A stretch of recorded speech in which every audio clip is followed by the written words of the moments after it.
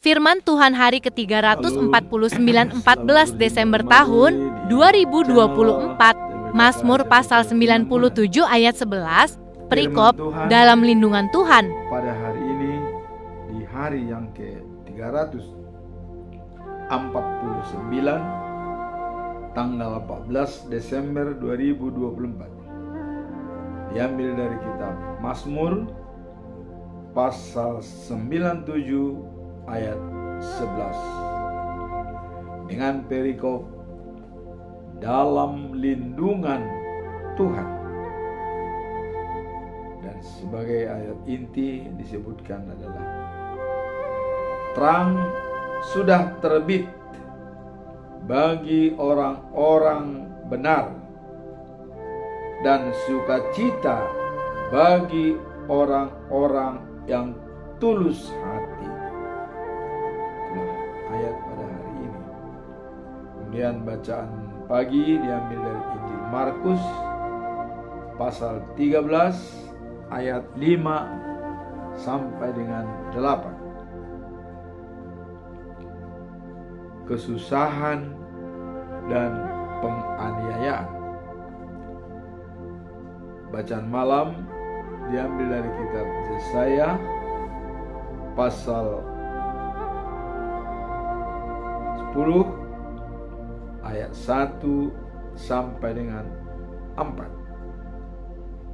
Tuhan akan menghakimi Israel. Pedoman kita selama bulan Desember selalu kita sampaikan dengan topik kenakanlah perlengkapan senjata terang. Itulah topik pada bulan Desember dan dijabarkan dalam Yohanes pasal 1 ayat 9. Terang yang sesungguhnya yang menerangi setiap orang akan datang ke dunia. Jadi terang yang sesungguhnya akan menerangi setiap orang akan datang ke dunia. Ini sesuai dengan firman Allah pada Injil Yohanes pasal 13 ayat 6. Demikian bunyinya. Begitu besar kasih setia Allah, maka begitu besar kasih setia Allah akan dunia ini, maka Ia akan mengirimkan anaknya yang tunggal. Barang siapa percaya kepadanya tidak binasa, melainkan beroleh hidup yang kekal. Terang akan datang ke dunia, dan inilah terang itu yang disampaikan oleh Tuhan Allah, akan mengirimkan anaknya yang tunggal. Barang siapa percaya kepadanya tidak binasa, tapi beroleh hidup yang kekal dan juga terang. Setelah terang yang datang itu besar, ya, Yesus besar, dan Dia dibaptis oleh Yohanes Pembaptis. Dan dalam baptisan tersebut Yohanes mengatakan, ya,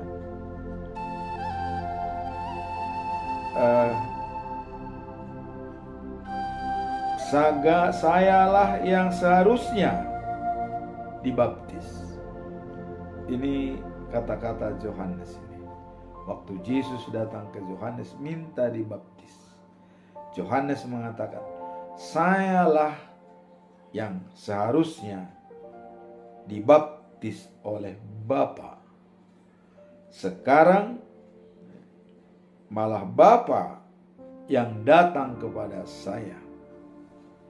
Lantas Yesus menjawab, barang siapa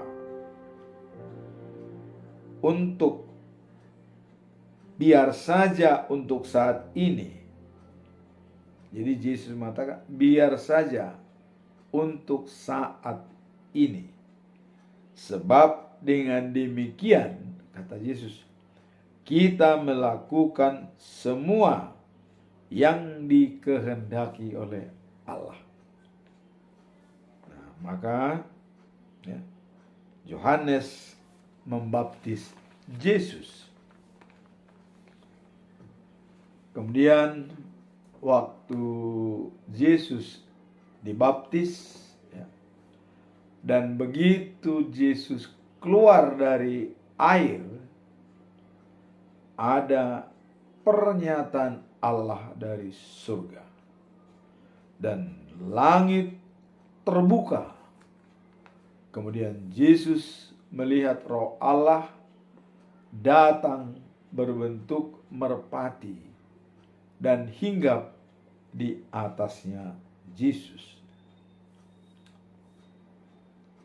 Tiba-tiba langit terbuka dan Yesus melihat kejadian tersebut, di mana Roh Tuhan Allah turun dari surga hinggap kepada dia.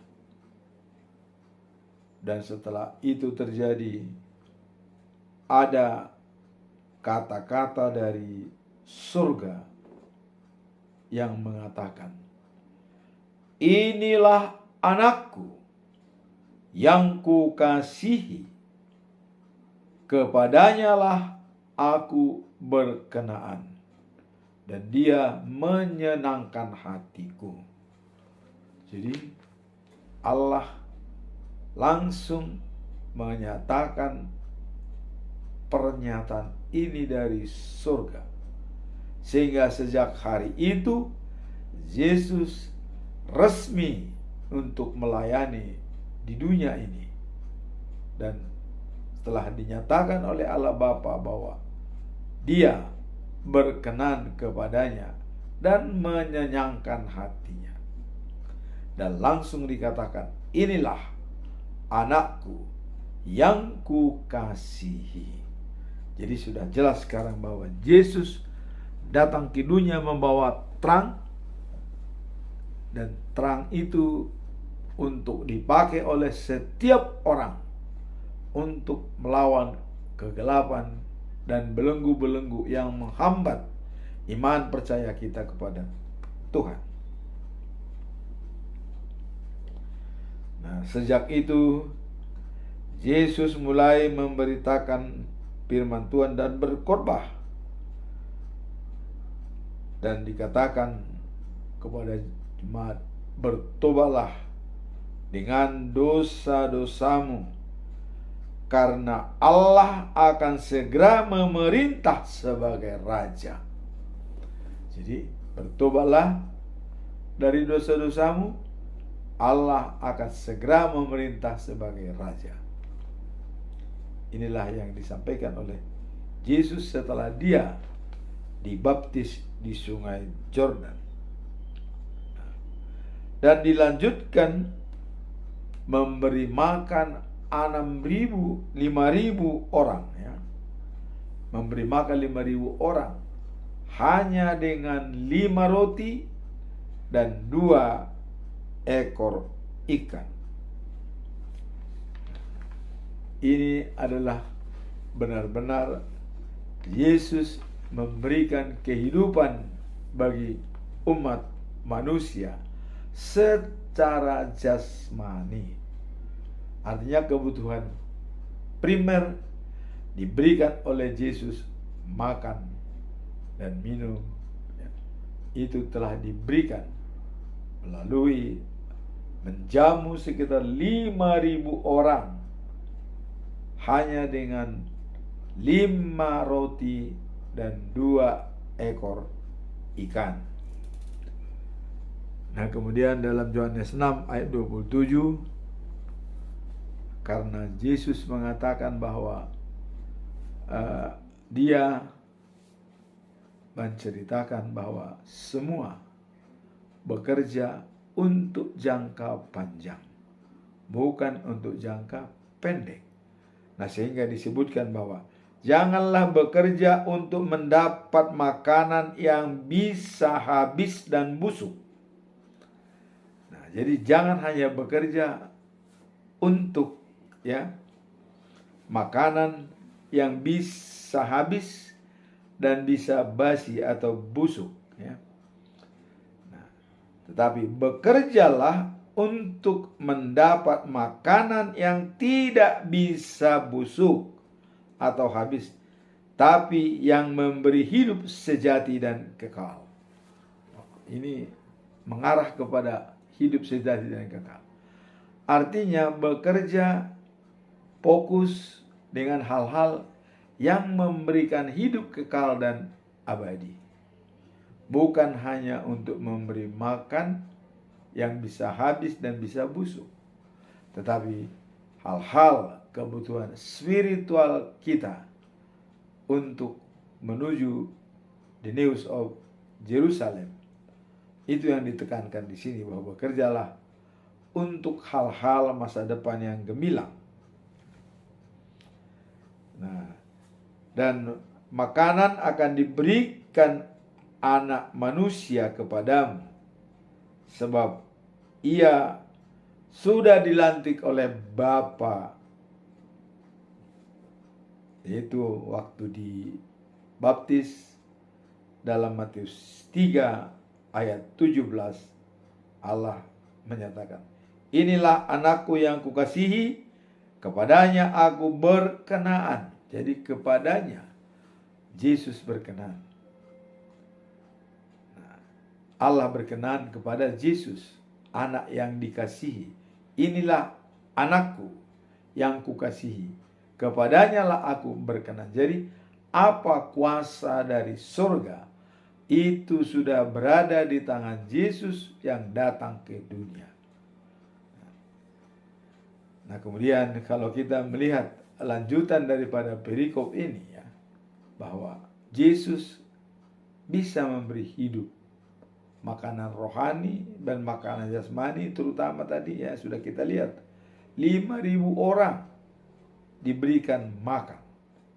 Nah, sekarang dia mengatakan bahwa dialah hidup yang bisa memberikan orang hidup selama-lamanya.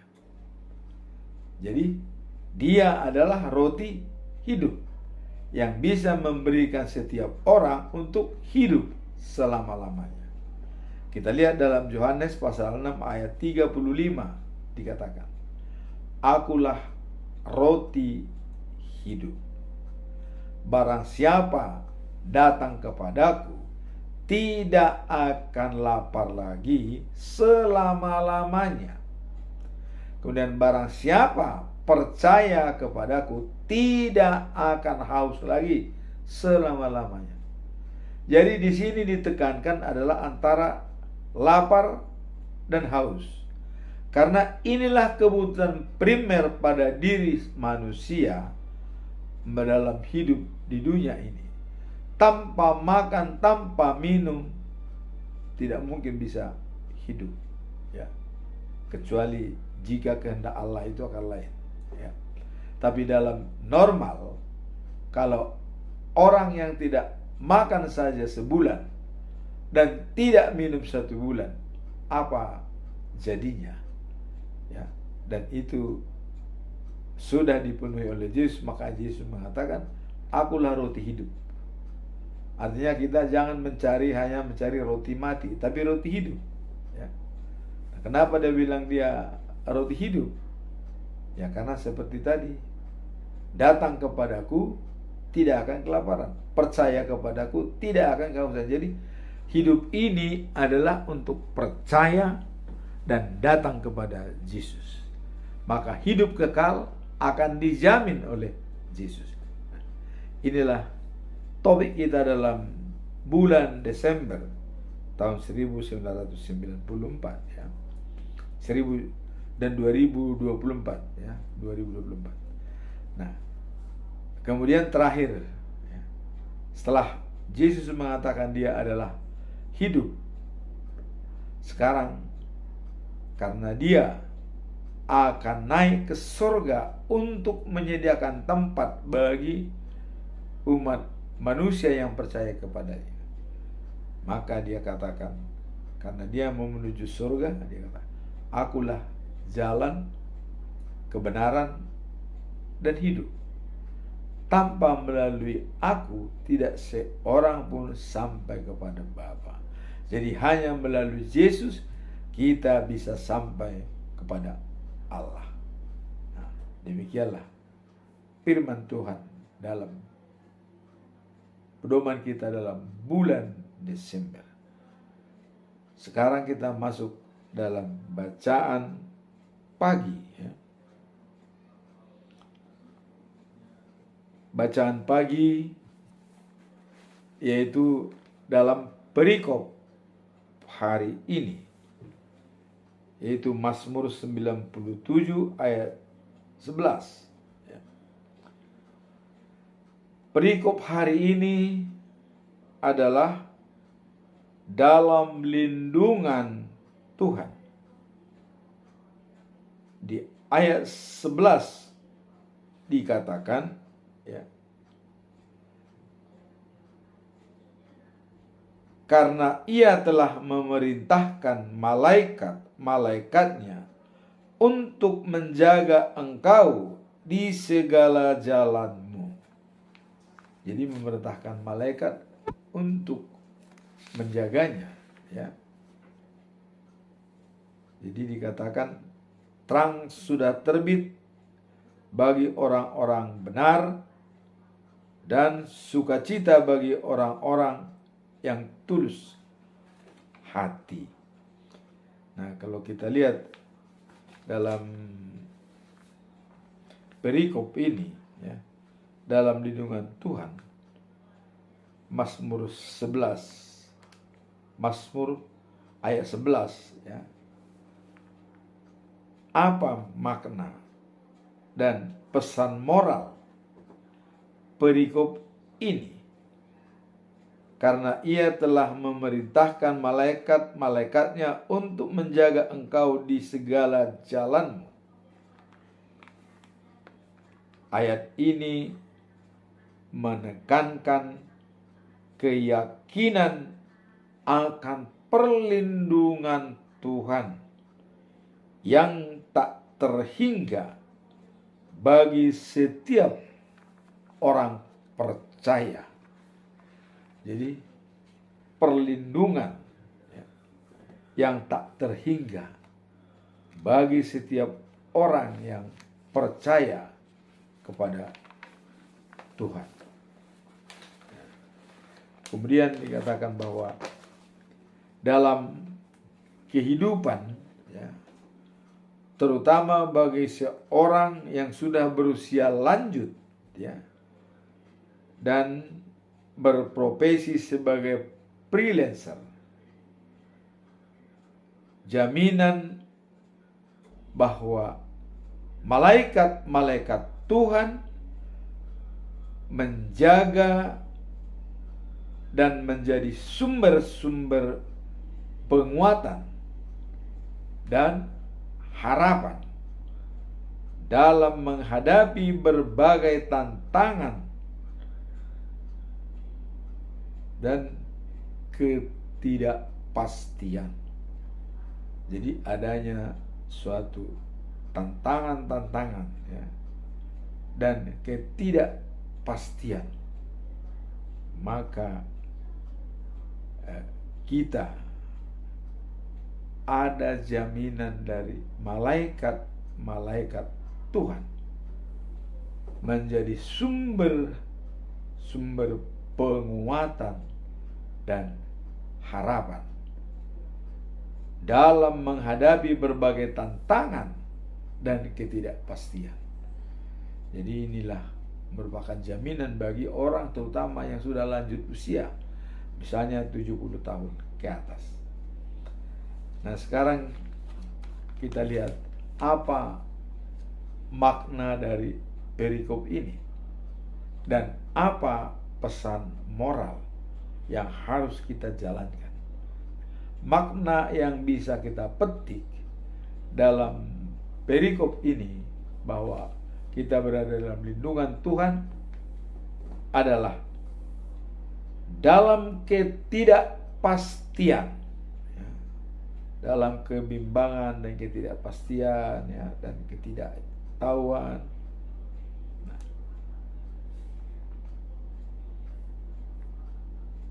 dalam dunia sekarang ini, jadi adanya ketidakpastian dalam dunia sekarang ini karena kita lihat sudah sangat-sangat buruk, peperangan di mana-mana.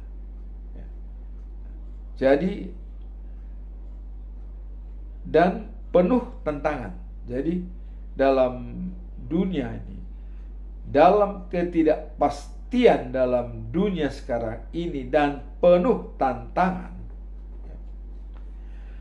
kita diingatkan untuk selalu bersandar pada perlindungan Allah. Jadi dalam hal ketidakpastian, ya, dalam hal penuh tantangan dunia saat ini, penuh tantangan, ketidakpastian, maka kita diwajibkan untuk bersandar kepada perlindungan Allah. Karena itulah yang bisa membantu kita dalam kehidupan kita sehari-hari. Nah, kemudian bangsa yang berlindung pada perlindungan Allah ini bisa mengharapkan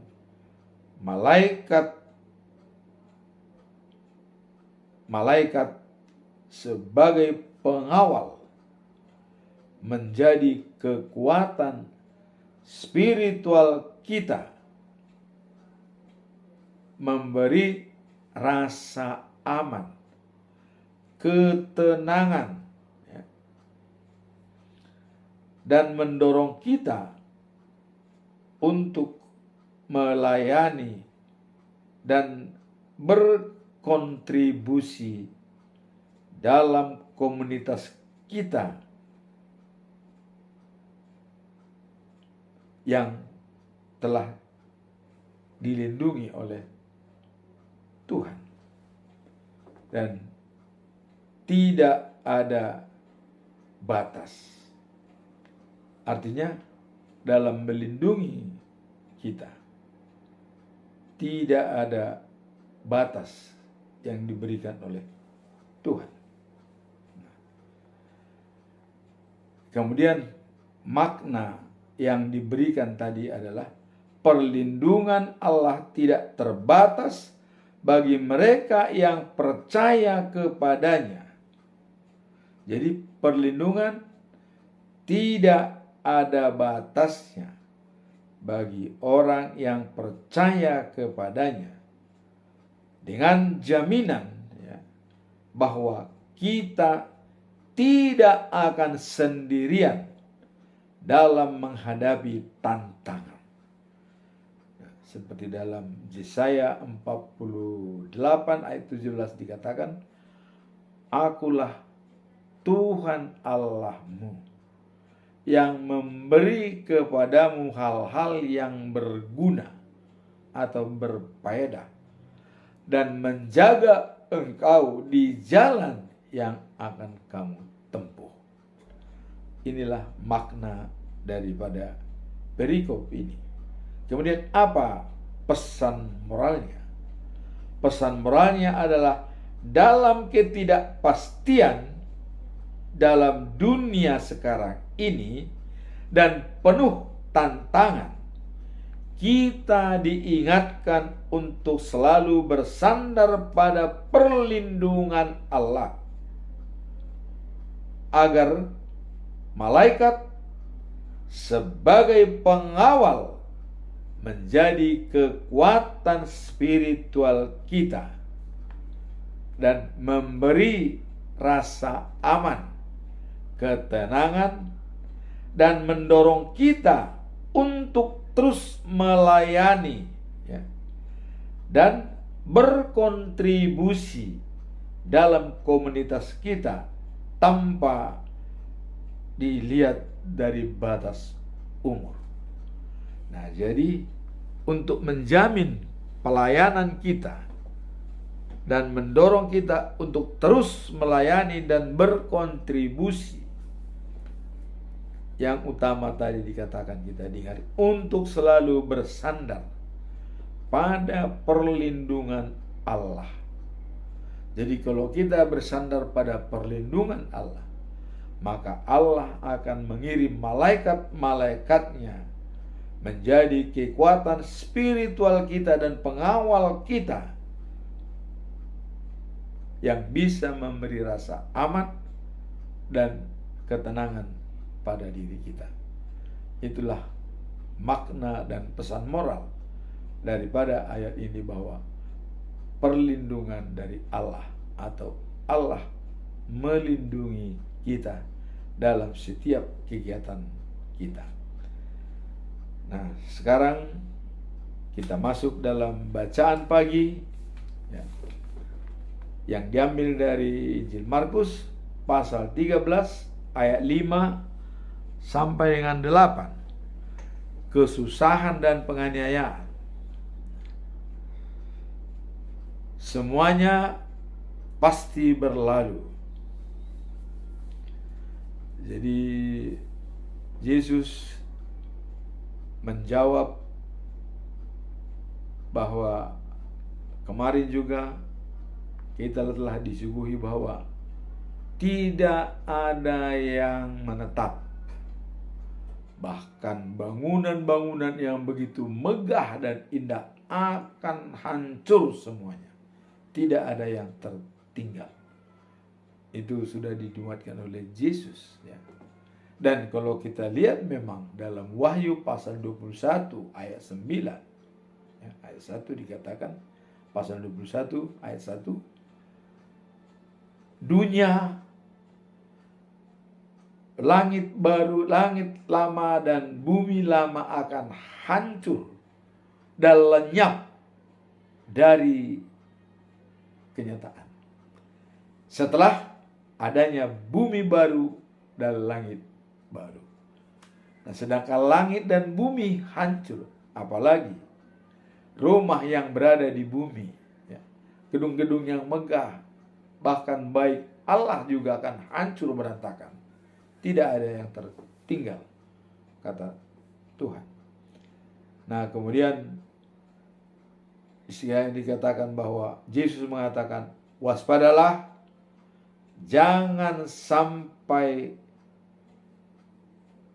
keluar atau kalian tidak lagi mengikuti Tuhan atau tertipu dengan ajaran-ajaran palsu. Nah, banyak orang akan datang dengan memakai namaku dan berkata, akulah dia. Jadi ada orang yang menyebut-nyebut mengatasnamakan nama Yesus ya. Lalu ya menipu banyak orang. Jadi dengan demikian dia menipu banyak orang. Nah, kemudian ayat 7 dikatakan, kalau kalian mendengar bunyi-bunyi pertempuran dan berita baik peperangan, jangan takut. Jadi bila ada bunyi-bunyi pertempuran dan berita-berita peperangan, Yesus mengatakan, jangan takut. Hal itu harus terjadi. Karena itu tidak berarti bahwa sudah waktunya kiamat. Nah, jadi dengan adanya perang antara Rusia dan Ukraina, kemudian Israel dengan Hamas, ya, sebenarnya bukan dengan Palestina, dengan Hamas, ya, dan bahkan merembet ke negara-negara lain, mengaitkan bangsa-bangsa lain seperti Iran, Suriah, ya. Ini kata Yesus, jangan jangan kaget, ya. Artinya jangan takut. Hal itu harus terjadi. Tetapi itu tidak berarti bahwa sudah waktunya kiamat. Jadi kalau ada peperangan itu antara Rusia dan Ukraina, antara Israel dengan Palestina, itu biarkan saja, biar ya, terjadi kata Tuhan. Itu tidak berarti dunia akan kiamat. Dan itu memang bisa terjadi karena itu adalah ranah daripada antar bangsa-bangsa dan negara-negara, kerajaan dengan kerajaan melawan kerajaan, dan itu kata Yesus normal saja. Nah, dan dikatakan di ayat 8, bangsa yang satu akan berperang melawan bangsa yang lain, negara yang satu akan menyerang negara yang lain, di mana-mana akan terjadi gempa bumi dan ya, bahaya kelaparan. Dikatakan semuanya itu baru permulaan saja, seperti sakit yang dialami seorang wanita yang mau melahirkan. Jadi dalam hal ini sebenarnya kita tidak perlu gusar. Kalau terjadi gempa bumi, banjir, ya memang itu harus terjadi, dan itu memang adalah mungkin sesuai dengan rencana Tuhan. Terjadi perang antara negara dengan negara, ya, Ukraina, Rusia, Israel, Palestina, ya itu normal saja kata Yesus. Tidak usah takut. Dan itu tidak berarti dunia akan kiamat katanya. Jadi orang mengatakan, oh ini pasti dunia akan kiamat nih, ini terjadi perang dunia ketiga. Tidak, itu hanya permulaan katanya, ya. Jadi seperti wanita yang mau melahirkan. Jadi ada istilah sudah tanda-tanda pertama, kedua, ketiga baru melahirkan. Nah ini tanda-tanda. Apakah ini tanda-tanda kiamat? Yesus mengatakan bukan, itu tidak berarti dunia kiamat. Tidak katanya. Itu biarkan saja terjadi. Dan memang seharusnya seperti itu, karena siapapun yang melakukan itu mereka bertanggung jawab. Dan bahkan apabila ada pun gempa bumi, banjir, ya, dan angin, itu semua adalah normal. Tapi itu tidak pertanda bahwa dunia akan kiamat. Tapi bagaimana tugas kita?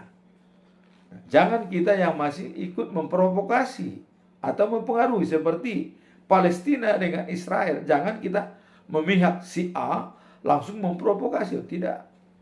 Dan tidak ada artinya. Karena apapun mereka tetap berjalan apa yang mereka inginkan. Nah, kita tidak perlu harus tuntas, karena apa? Pengaruh kita apa? Boleh kita peduli, ya. Peduli boleh, ya. Tapi apa pengaruh kita?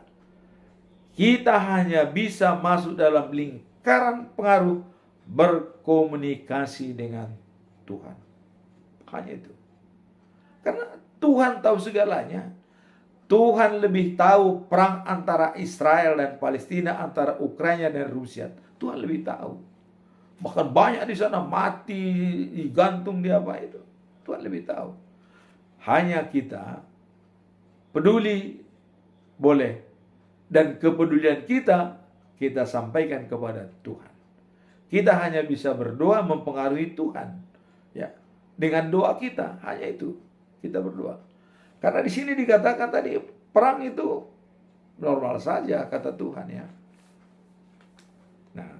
Nah kemudian dari masalah tersebut, ya, dari semua itu baru permulaan saja seperti sakit katanya. Nah, dalam ayat ini Yesus mulai berkata pada mereka, inilah, hati-hatilah supaya jangan ada orang yang menyesatkan kamu. Sebab banyak orang akan datang, ya, dalam namaku dan mengatakan, akulah dia. Nah, jangan sampai kita terkecoh dengan adanya ajaran-ajaran palsu yang mengatakan bahwa dia wakil daripada Tuhan Yesus atau dialah yang Mesias. Nah ini Saya katanya, jangan percaya, kata Yesus ya. Dan mereka akan menyesatkan banyak orang. Nah, apabila kamu mendengar gempa bumi dan gemuruh, janganlah kamu terkejut, sebab hal itu harus terjadi. Tetapi itu bukan kesudahannya. Sebab bangsa akan bangkit melawan bangsa dan kerajaan melawan kerajaan yang berbeda. Ini sudah terjadi. Tapi itu bukan menandakan bahwa dunia akan kiamat. Oh tidak. Tidak. Nah, kemudian dalam ayat tersebut Yesus ya mengingatkan bahwa pentingnya akan ya pengingat pentingnya peringatan akan banyaknya ya penyesat yang akan muncul di akhir zaman serta tanda-tanda bencana yang akan terjadi. Jadi Yesus sudah mengingatkan ya bahwa akan ada ya yang merupakan banyaknya penyesat ya yang membawa ajaran sesat akan muncul di akhir zaman serta tanda-tanda bencana yang akan terjadi. Jadi ada tanda-tanda bencana yang seperti gempa, gemuruh, itu hanya tanda-tanda. Tapi belum itu kesudahannya. Karena pada akhirnya nantinya bumi lenyap, langit juga lenyap, dan datanglah bumi yang baru dan langit yang baru. Itulah kesudahan dari semuanya.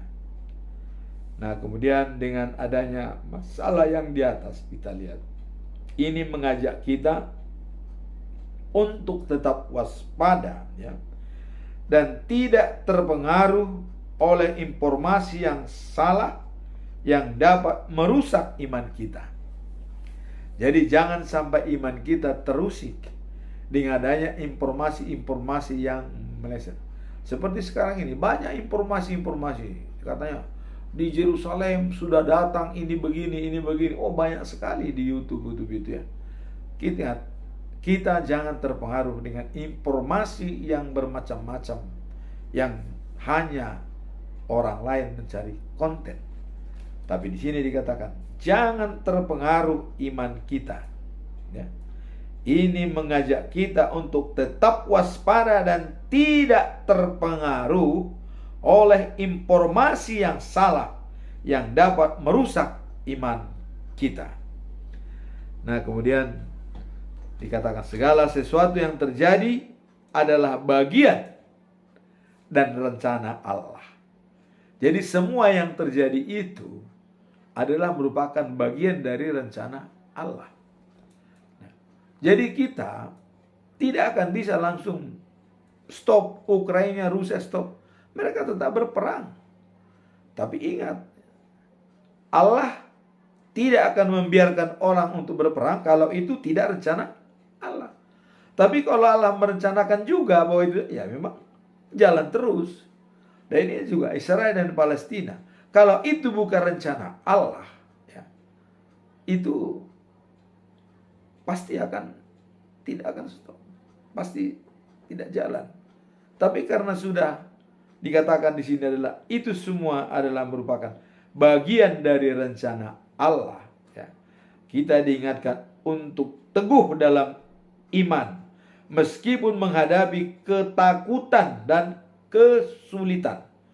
Memang kadang-kadang kita takut mendengar berita itu, sangat-sangat mengerikan. Tapi kita tidak terpengaruh katanya.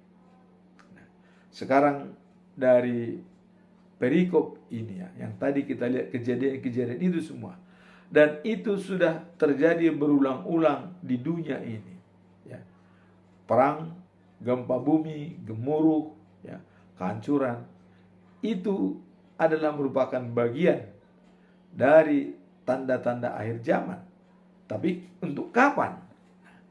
Ini tidak dijelaskan. Tapi yang jelas, kalau akhir zaman sudah tiba, Allah langsung datang memerintah.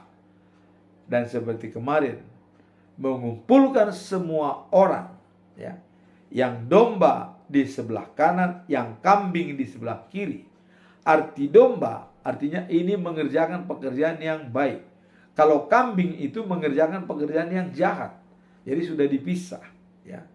Dan itu ada penghakiman seperti kemarin dikatakan, domba sebelah kanan akan dituntun masuk dalam kerajaan surga.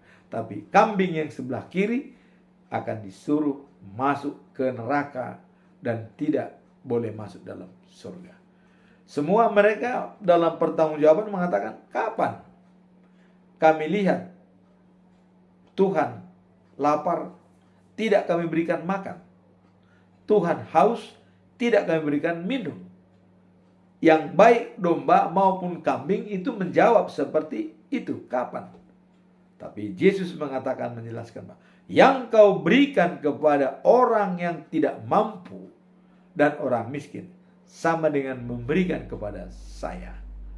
Jadi jelas bagi domba-domba mereka mengerti. Tapi bagi kambing mereka tetap mengatakan, kapan kami lihat, tidak kami layani.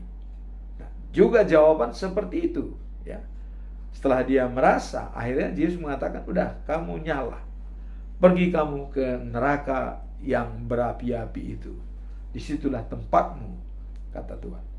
Nah, jadi di sini juga dari perikop ini, ya, yang kita lihat tadi bahwa di awal, ya, bacaan pagi, yaitu kesusahan dan penganiayaan. Nah, dan itu memang terjadi peperangan antara bangsa-bangsa. Bahkan kita lihat coba dengan kejadian perang antara Israel dan Palestina, berapa korban, baik di pihak Israel juga di pihak Palestina. Tapi apakah Tuhan tidak melihat? Melihat. Dan itu katanya semua itu bagian daripada rencana Tuhan. Kita hanya mengatakan semua yang terjadi di dunia ini selalu mengatakan kasih-Nya kekal dan abadi. Jadi bagaimanapun dasarnya peperangan negara lawan negara, apakah itu sampai kepada pembunuhan massal, kita ingat Tuhan hadir dalam situasi tersebut, ya. Pengaruh Tuhan lebih besar daripada kita. Kita hanya bisa peduli. Tapi kalau Tuhan bisa bertindak apa maunya. Dan itu tidak akan terjadi kalau tidak disetujui oleh Tuhan. Pasti, ya, tidak akan terjadi. Kalau itu bukan ada juga direncanakan rencana dari Tuhan. Ya, seperti Ayub, ya. Itu tidak akan terjadi kalau bukan ada rencana Tuhan. Jadi semua itu adalah kejadian itu, baik peperangan di Palestina dan di Rusia segala macam. Kita hanya bisa mengatakan kasih-Nya kekal dan abadi. Hanya kita bisa masuk dalam lingkaran pengaruh kita. Apa pengaruh kita? Pengaruh yang bisa kita lakukan hanya kita berdoa kepada Tuhan untuk semuanya itu supaya damai sejahtera Allah berada pada diri mereka. Hanya itu yang bisa kita sampaikan. Sebab kita tidak bisa punya wewenang untuk menstop, apalagi untuk melarangnya. Tuhan lebih tahu daripada kita. Tugas kita adalah berdoa, memohon kepada Tuhan untuk semua itu bisa diberikan yang terbaik bagi negara-negara yang berperang dan bertikai. Nah, itulah di dalam penganiayaan, ya, dan adalah yang kita lihat tadi dalam bacaan pagi, ya, bahwa adanya penganiayaan dan juga kerusuhan, ya. Jadi kesusahan dan penganiayaan. Nah, sekarang apa makna dan pesan moral dari perikop ini? Nah, sebagai makna perikop ini adalah kita harus jeli dan waspada melihat tanda-tanda akhir zaman tentang ajaran-ajaran sesat yang muncul dan tanda-tanda peperangan, gempa bumi, gemuruh, ya. Kita harus jeli melihatnya. Mari kita ambil bagian kita. Apa bagian kita? Mengucap syukur dalam segala hal dan berikan jalan Tuhan masuk dalam diri kita. Hanya itu yang bisa kita lakukan. Dan kita juga berdoa masuk dalam lingkaran pengaruh Tuhan. Apa yang hendak dilakukan Tuhan, kita memohon kepadanya. Karena secara direct atau langsung kita tidak bisa menyampaikan apapun. Hanya dalam doa. Inilah makna daripada perikop ini. Nah, kemudian bagaimana pesan moralnya? Pesan moral adalah pentingnya kita tetap bersandar dan mengandalkan Tuhan. Jadi apapun terjadi, bagaimanapun kita lihat situasi gempa bumi, perang negara, kita tetap bersandar dan mengandalkan Tuhan. Ya. Dengan paradigma yang luas. Apa itu? Yaitu kerangka berpikir. Segala sesuatu yang terjadi adalah bagian dan rencana dari Allah. Kalau itu tidak disetujui Tuhan, itu tidak akan terjadi. Tidak bisa. Karena semuanya Tuhan bisa mengatakan stop. Ya, jadi itu kita anggap adalah merupakan bagian rencana Tuhan. Kita untuk tetap teguh dalam iman meskipun menghadapi ketakutan dan kesulitan. Kita ketakutan, di adanya perang, ya. Nah, dan kita masih bersyukur tidak sampai terjadi di negara kita, ya. Tapi kita lihat di negara sana sudah Iran, Suriah, dan yang lain sudah mulai terlibat, ya. Sudah kita lihat. Tapi kita tetap mengatakan bahwa itu adalah bagian daripada rencana Tuhan. Sebab kalau Tuhan tidak menghendaki seperti itu, tidak akan terjadi. Itu kesimpulan kita. Dan maka jangan sampai iman kita goyah hanya karena terjadi peperangan di mana-mana. Kita tetap tekun dan bersandar dan mengandalkan Tuhan. Nah, sekarang kita masuk dalam bacaan.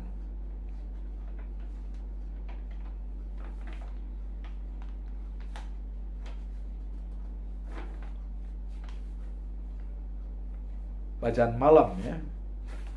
Kita masuk dalam bacaan malam yang diambil dari Yesaya pasal 10 ayat 1 sampai dengan 4. Tuhan akan menghukum Israel. Ini pada waktu itu, ya. Kenapa keluar kata-kata Tuhan akan menghukum Israel? Nah, kalau kita lihat dalam ayat 1, celakalah kamu yang membuat hukum-hukum yang tak adil untuk menindas bangsaku. Dan ayat 2 dikatakan, dengan cara itu kamu mencegah orang miskin mendapat hak dan keadilan dan merampas milik para janda dan yatim piatu.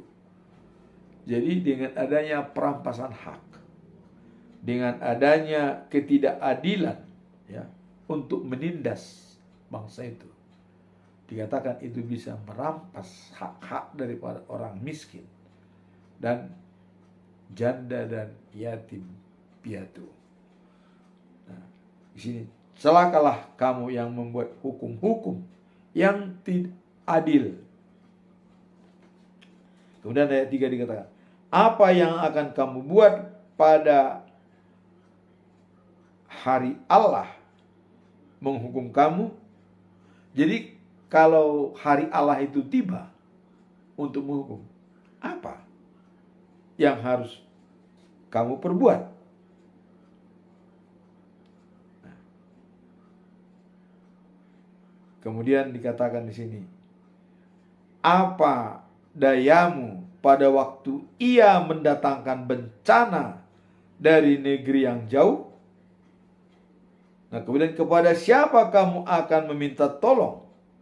Di mana akan kamu sembunyikan ya kekayaanmu itu? Di mana kau sembunyikan kekayaanmu itu? Apabila ada ya dari tempat jauh untuk menyerang dan menghanguskan, menghukum kamu pada harinya Allah. Nah, jadi kalau sudah harinya Allah datang, kita tidak bisa berbuat apa-apa.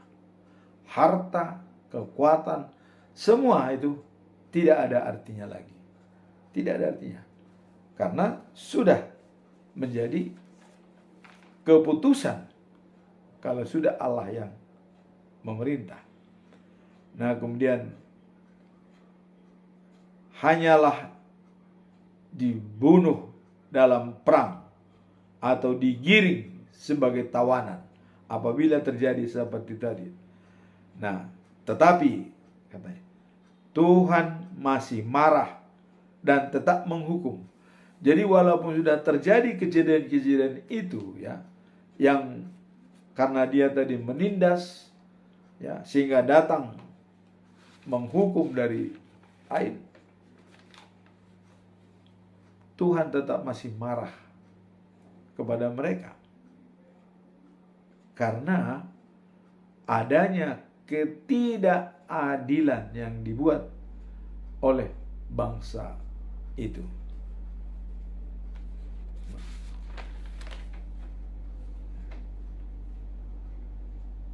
Dengan cara itu kamu mencegah orang miskin mendapat hak dan keadilan dan merampas milik para janda-janda dan yatim piatu. Nah, itu yang tadi. Artinya dengan mempelesetkan hukum, mengambil hak-hak orang miskin.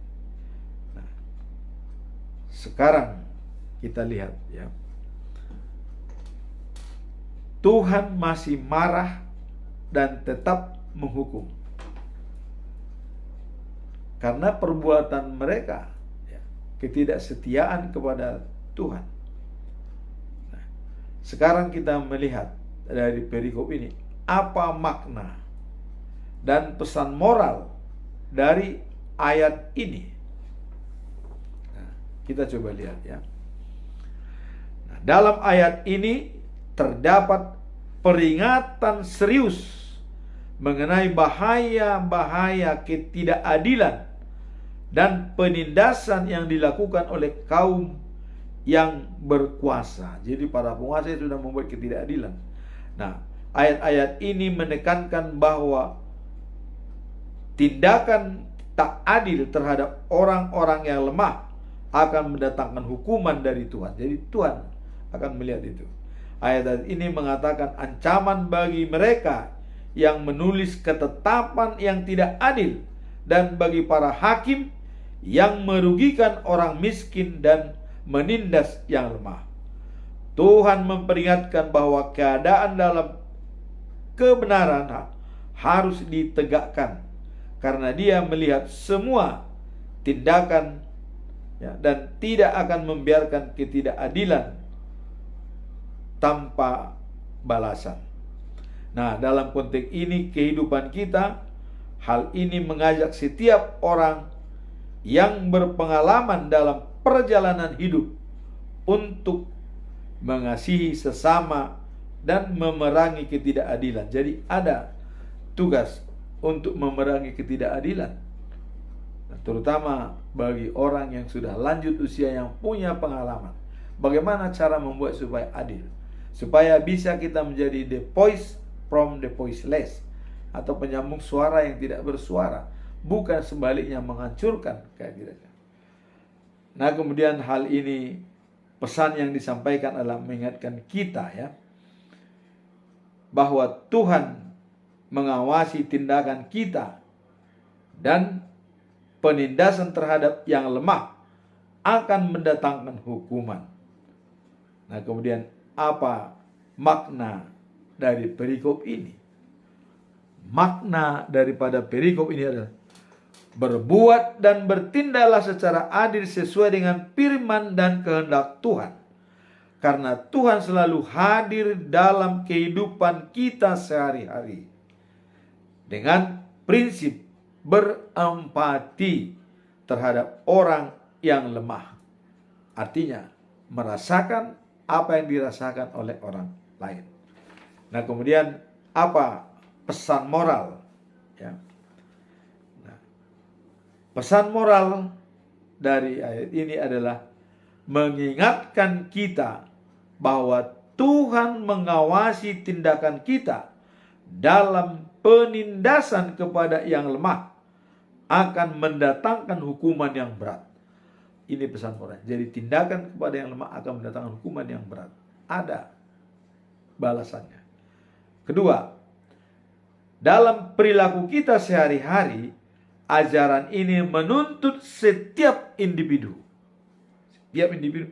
untuk menghindarkan diri dari perilaku tidak adil dan untuk bertindak sebagai pembela bagi mereka yang tertindas. Nah, inilah yang dikatakan the voice from the voiceless. Inilah makna dan pesan moral dari perikop ini, bahwa di dalam bacaan malam Tuhan akan menghukum orang yang berbuat ketidakadilan. Inilah dikatakan tadi makna yang dapat kita simpulkan, yaitu diingatkan kita untuk selalu bersikap adil, peduli terhadap mereka yang mengalami kesulitan. Demikianlah firman Tuhan pada hari ini. Semoga apa yang kita baca hari ini dapat menguatkan iman kita, dan kita dalam segala kesulitan masuklah kita dalam lingkaran pengaruh, yaitu pengaruh daripada Tuhan untuk mengambil keputusan. Dan untuk masuk dalam lingkaran pengaruh Tuhan hanya dalam permohonan dan doa yang kita sampaikan. Dan apabila itu kita sampaikan, kita memohon Tuhan menjawab dan mendengar doa kita. Amin. Tuhan memberkati.